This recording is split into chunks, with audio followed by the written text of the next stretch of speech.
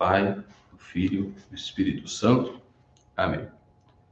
A vossa proteção recorremos, Santa Mãe de Deus, não desprezeis as nossas súplicas e nossas necessidades, mas livrai-nos sempre de todos os perigos, ó Virgem gloriosa e bendita. Em nome do Pai, do Filho e do Espírito Santo. Amém. Tudo bem, gente? Uma boa noite a todo mundo que vai nos acompanhando, que vai nos acompanhar nos tempos futuros. Vamos dar início, então, à nossa quinta aula.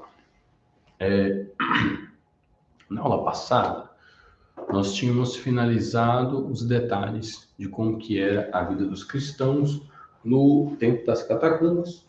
A gente precisa ter em mente que o Império Romano ele estava mal das pernas. O Império Romano não ia bem.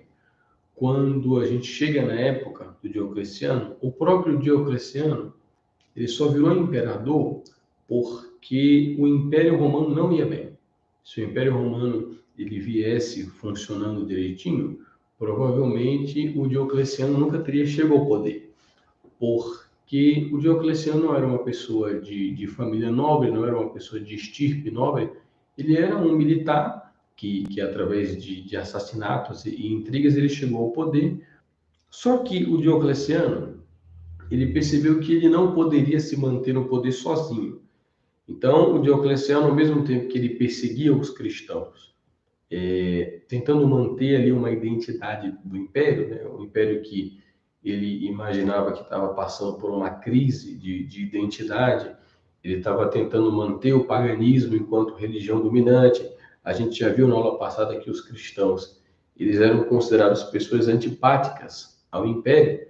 O Diocleciano, então, ele lança essa grande perseguição, mas ao mesmo tempo ele divide o Império Romano. Ele divide o Império Romano em 4 partes. Por isso, esta medida de Diocleciano, ela é chamada de tetrarquia, ou seja, o governo dos 4, né? Monarquia é o governo de um só, entendeu? Diarquia é o governo de 2 e assim sucessivamente. Em cada metade do Império, você ia ter um César, que era quem ia cuidar dos assuntos militares, e um Augusto, que era quem ia cuidar dos assuntos civis. Só que aí, Diocleciano ele foi percebendo que esse sistema ele não tinha futuro, porque ninguém se conformava em ser senhor só de um pedaço do Império Romano, todo mundo queria a coisa toda para si, e isso aí era normal, isso era da cultura romana, essa questão de você querer sempre ir mais, querer sempre ir para cima, até estar no topo e dominar todos os outros, isso daí fazia parte do espírito cívico, tá? Dos romanos. Hoje em dia a gente poderia olhar isso com uma certa reprovação, né? essa busca pelo poder absoluto. Só que isso fazia parte da alma dos romanos. Era isso que manteve Roma funcionando e se expandindo durante tantos séculos. Um dos concorrentes a senhor dos romanos, nessa época, era um homem chamado Constâncio Cloro. Estou olhando ali só para ver se tem alguma coisa no chat.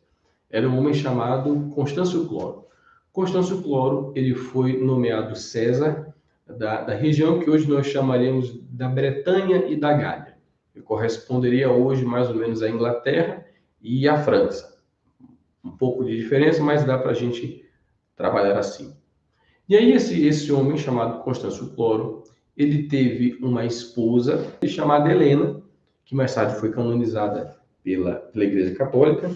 E Helena, junto com Constâncio Cloro, tiveram um filho. O nome desse menino era Constantino. Constantino, então, ele passa toda a sua infância na vida militar, né, como filho de general. Ele passa a sua vida toda em acampamentos, em quartéis, acompanhando o pai e a mãe, e ele vai crescendo nessa vida de soldado. Santa Helena e Constantino foram acompanhando o pai nessa questão das guerras. O filho foi crescendo numa cultura muito militar, e ele, naturalmente, a mãe dele sempre foi cristã. Agora, nós não sabemos se o Constâncio Cloro, se ele tinha conhecimento do cristianismo da mãe do Constantino, né? Se ele sabia que a mulher ou concubina dele, se ela era cristã ou se ele não sabia. Em todo caso, se ele soubesse, nessa época já era muito comum que os próprios homens poderosos eles não denunciassem as esposas, né? O cristianismo ele já estava tão capilarizado na sociedade que os homens deixavam de denunciar as mulheres como cristãs, porque ao fazer isso, você corria o risco de que alguém atingido pela denúncia, por vingança, denunciasse a sua esposa também, e aí ia todo mundo ficar sem mulher. Então, se você queria se livrar da mulher, era ótimo, né? Era a oportunidade perfeita. Mas se você gostava da mulher, você acobertava isso, e havia esse acordo de cavalheiros. Muito bem. Constantino, depois, então, ele cresce e ele vai ser educado na Grécia. Ele vai ser educado na Grécia, o pai dele faz uma aliança com um dos outros pretendentes a César, e era muito comum também que, quando você fazia uma aliança precária com o inimigo, você podia fazer uma aliança, mas não ter muita confiança que aquele teu aliado ele ia cumprir a palavra dele, que ele não ia te trair. Então era muito comum que se trocassem reféns. Eu tenho 2 filhos, você tem 2 filhos. Você passa um filho seu para mim, eu cuido dele para você, e eu passo um filho meu para você e você cuida dele para mim. E eu vou dar a melhor educação que eu puder. Vou mandá-lo para os melhores professores, vou tratá-lo realmente como se ele fosse meu filho. Mas é o seguinte, se você me trair, seu filho morre. E se eu trair você, o meu filho que está com você morre também. Então era muito comum que você fizesse essa troca de parentes, e o parente servia como um refém do outro. Você tinha, a gente fala muito do casamento, né? Você casava com a família do outro para selar uma aliança. Mas uma outra coisa que se fazia muito também era essa troca de reféns. Constantino, em um determinado momento, ele foge. Constantino foge e ele vai em busca do pai, então. Consegue escapar lá do meio que do cativeiro, né? Onde ele era mantido, e ele atravessa todo o império, sai da Grécia e vai parar lá na Inglaterra, onde o pai dele estava combatendo uma revolta. Aí o Constantino vai, encontra-se com seu pai, ainda luta com o seu pai durante um ano inteiro, até que o seu pai vem a falecer. E aí, quando o pai de Constantino falece, as tropas, então, do general Constâncio acolhem o Constantino como sendo o seu novo campeão, é como sendo o seu novo general. E elas proclamam ele Augusto. Então, as próprias tropas, aquilo que eu falei para vocês, os próprios soldados, muitas vezes, eles insuflavam o ego dos seus generais e eles incentivavam os generais a que os generais tentassem tomar o poder e assumir, de fato, a coroa como imperador romano. Então, o Constantino, animado por esse incentivo das tropas, ele pega o seu exército e vai marchar para tentar derrotar o outro candidato Augusto no Império Ocidental. Para que Constantino pudesse realizar sua pretensão de ser, de fato, o imperador dos romanos, ele precisava entrar em Roma. Só que, no meio do caminho, né, barrando o avanço de Constantino, havia o seu rival Maxêncio, que era até então o pretendente Augusto, e quem era de fato o Augusto de Roma. Para que Constantino pudesse, então, ser ele o Augusto, ele necessariamente tinha que derrotar Maxêncio. E aí Constantino vem com as suas tropas, vai descendo ali na Itália, vai se aproximando de Roma e chega às margens do rio Tibre. Quando ele chega nas margens do rio Tibre, ele então olha para o outro lado do rio e vê que o exército inimigo já está colocado ali. E aí então ele descansa, faz ali o seu acampamento para montar a sua estratégia, como é que nós vamos nos defrontar com o nosso inimigo. E aí, supostamente, Constantino, é o momento em que Constantino tem uma visão. Eu digo supostamente porque isso daí é um ponto muito controverso da história eclesiástica. Uns vão dizer que aconteceu mesmo, né, que ele teve a visão, vão acreditar nele. Outros vão dizer que foi uma coisa que ele inventou.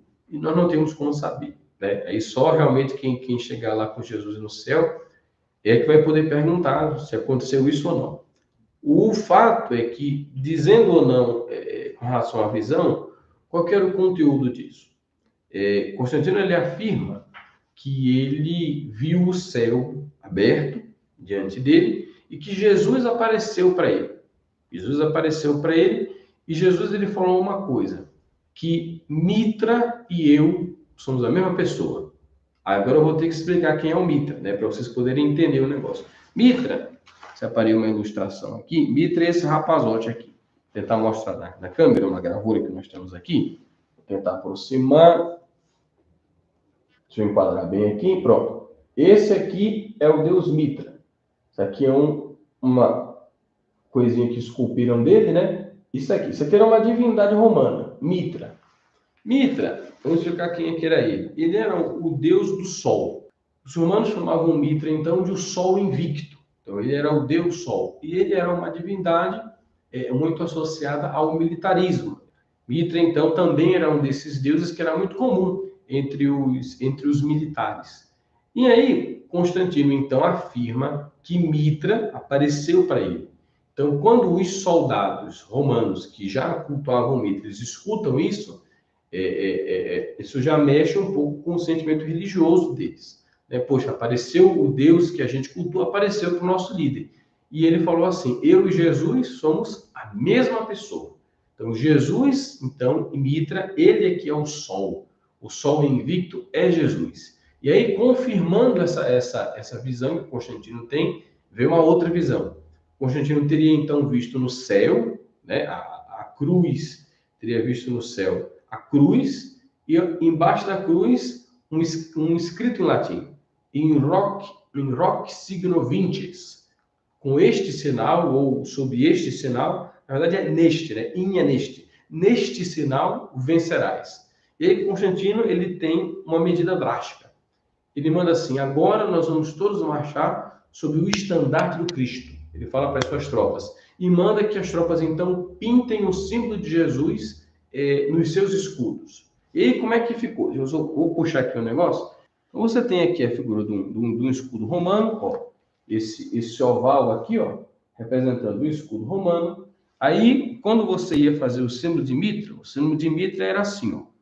Você pintava no escudo do soldado romano esse símbolo aqui, ó, como se fosse uma estrela. Isso aqui é uma representação do Sol, para dizer que é o símbolo de Mitra. Aí, o que o Constantino mandou fazer? Mandou puxar esse negócio aqui um pouco mais para frente, só vocês poderem comparar. Ó, e formou essa figura aqui, ó. Formou esta figura aqui. Na câmera sai bonitinho, né? Porque para mim aparece invertido, mas já me disseram que quando a pessoa vê a transmissão aparece certo. Ficou esse símbolo aqui, ó, dentro do escudo. Quem conhece um pouco de iconografia cristã sabe que esse aqui é um dos monogramas de Cristo. Isso aqui é o Ki Rho. Isso aqui é grego. Isso aqui é o símbolo do Ki. Esse aqui é o símbolo do Rho. Quando você lê os dois, fica Ki Rho, que é uma outra maneira de você se referir a Cristo em grego. Então veja aqui, Constantino, ele só fez pegar o símbolo, que já era o símbolo do Mitra, que era essa meia estrela aqui, puxou um pouquinho para cima, fez o P aqui, e formou o símbolo de Cristo. Então, da noite para o dia, todos os escudos dos soldados do Constantino viraram escudos cristãos. Viraram escudos cristãos. E aí eles se defrontaram com o Maxêncio no campo de batalha, já lutando sob uma insígnia, sob um signo cristão. E eles acabaram vencendo a batalha. Contra Maxêncio. Nós temos aqui uma representação. Essa batalha ela foi na beira do rio Tibre, e eles acabaram conseguindo, embora eles estivessem numa desvantagem tática, eles acabaram conseguindo vencer a batalha. Nós temos aqui, ó, outra ilustração. Vou jogar aqui. Foca. Ó, essa ilustração aqui, porque preto e branco não dá para ver muito bem, né? Mas isso aqui é uma ilustração da chamada Batalha do Rio Milvio. Ó, essa batalha aqui, da Ponte Milvio, na verdade, foi sobre o rio Tibre. Essa ponte foi mandada construir pelo Maxêncio para que ele pudesse atravessar o rio e ali defrontar as tropas do Constantino. De tão convencido que Maxêncio estava da vitória. Constantino, então, manda encontrar o corpo de Maxêncio, cortam a cabeça dele fora, espetam a cabeça dele numa lança. E aí, Constantino, então, entra em Roma, tem o seu triunfo, né? Como mandava o ritual da época, e encimando a procissão, ou seja, indo à frente da procissão, os soldados vitoriosos ali, estão indo a cruz de Cristo, Constantino manda, então, providenciar uma cruz, e a cruz vai ali na frente daquele exército, vai o lábaro de Constantino, lábaro, para quem não sabe, isso tem até no hino nacional, né? O lábaro, que eu sempre estrelado. O que é o lábaro? O lábaro é a bandeira para identificar um militar. Então, um general, um rei, um duque, um nobre, quando ele ia no campo de batalha, era comum que você tivesse o porta-bandeira, que era alguém que ia do lado dele segurando um símbolo, uma bandeira, que o identificava no campo de batalha, para que esta pessoa pudesse ser localizada. Porque o campo de batalha era uma bagunça, né? Que, põe, traz, para aí, não sei o que, tal. E para você não se perder do seu general, dessas pessoas que tinham alguma importância, eles usavam bandeiras. Então, essa bandeira militar era o lábaro.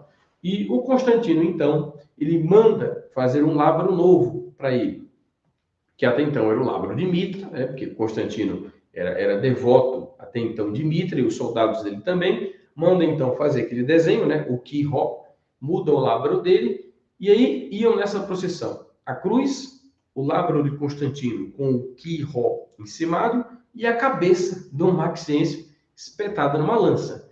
Então, mais ou menos como quem diz assim, o Jesus Cristo, né, o Deus dos cristãos, deu porrada no Deus do Maxêncio, e o Maxêncio foi para o saco.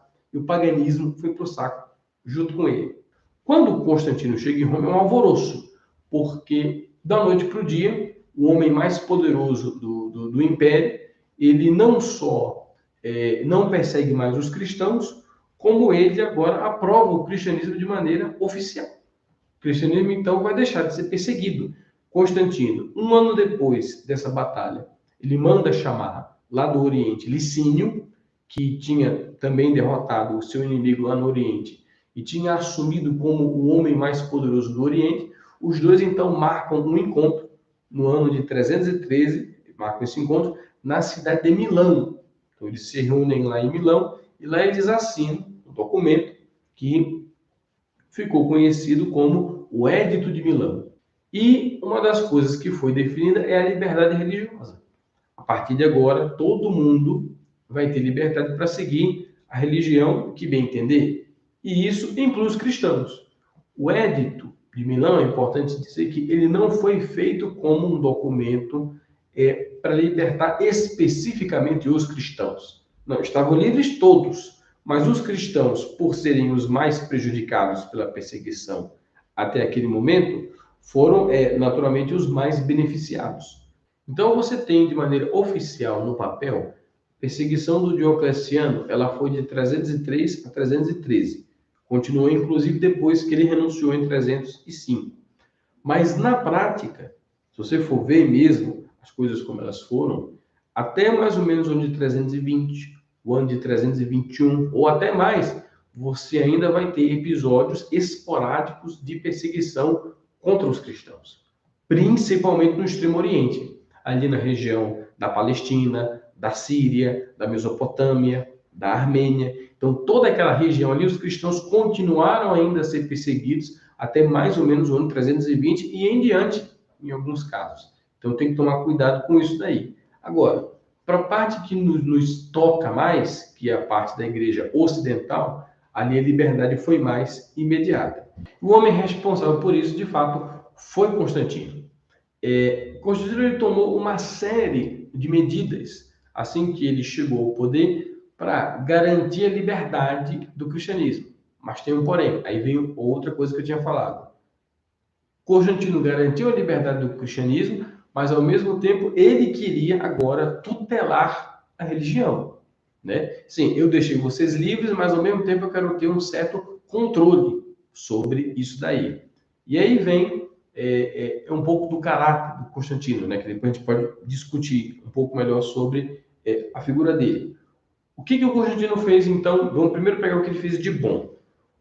Além de declarar o cristianismo uma religião legal, o Constantino ele indenizou os cristãos pelas perseguições que eles tinham sofrido, as propriedades que os cristãos tinham perdido durante as perseguições que tinham sido confiscadas, ele devolveu para os cristãos, pessoas que tinham perdido parentes, que tinham sido mutiladas, torturadas, ele deu uma indenização para essas pessoas. Constantino deu para o Papa a primeira residência papal oficial da história da igreja. Quem deu foi Constantino, porque até então vocês vão se lembrar que o Papa meio que morava de favor, né, na casa dos nobres romanos. O Papa não tinha uma casa para chamar de sua. Claro, era dele porque nenhum católico, se o Papa morasse na sua casa, você deixa de dar comida para o seu filho, mas não deixa de dar comida para o Papa, né? Se você tiver que botar alguém para fora, o seu filho passa fome, mas o Papa não.